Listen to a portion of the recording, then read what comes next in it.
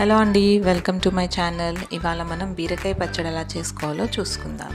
ముందుగా ఒక ప్యాన్ తీసుకొని 2 స్పూన్ల ఆయిల్ వేసి, ఆయిల్ వేడెక్కాక అందులో 1 స్పూన్ జీలకర్ర, 1 స్పూన్ ధనియాలు, 1 స్పూన్ శనగపప్పు వేసుకొని దూరగా వేయించుకోవాలి.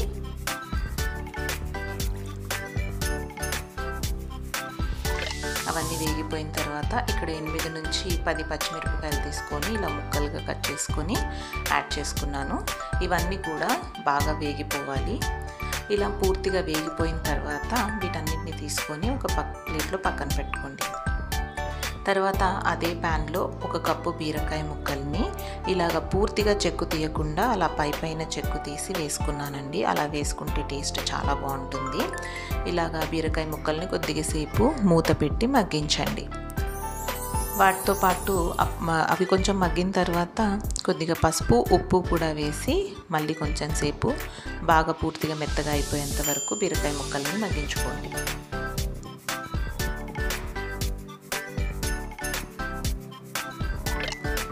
బీరకాయ ముక్కలు పూర్తిగా మగ్గిపోయిన తర్వాత ఇక్కడ నేను 2 మీడియం సైజ్ టమాటోల్ని ముక్కలుగా కట్ చేసుకొని వేసుకున్నానండి.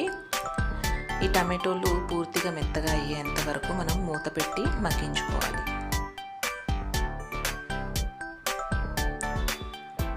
ఇలా టమాటోలు పూర్తిగా మగ్గిపోయిన తర్వాత ఇందులో మనం కొద్దిగా కొత్తిమీరని వేసుకుందాం.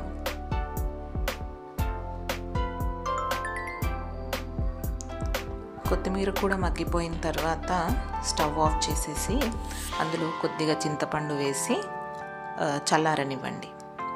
చల్లారిన తర్వాత మిక్సీ వేసుకోవచ్చు. మనం దీన్ని పూర్తిగా చల్లారిపోవాలండి. ఇప్పుడు ఒక మిక్సీ జార్లో పచ్చిమిరపకాయలని ఫస్ట్ మిక్సీ వేసుకున్న తర్వాత ఈ టమాటో బీరకాయ ముక్కల్ని వేసుకోవాలి. ఇంకా 4 వెల్లుల్లి రెబ్బల్ని కూడా వేసుకొని మిక్సీ వేసుకోండి. మెత్తని పేస్ట్ లాగా చేసుకోవాలి.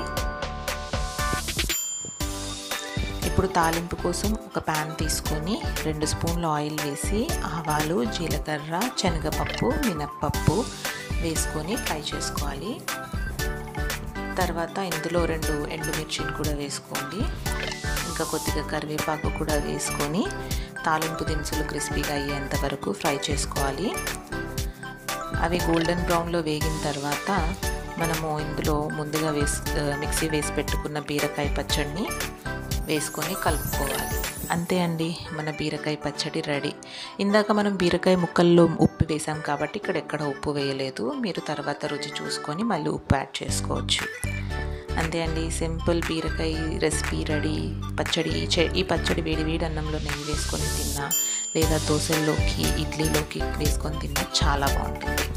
నచ్చితే కనుక please like, share and subscribe. Thanks for watching అండి. Bye bye.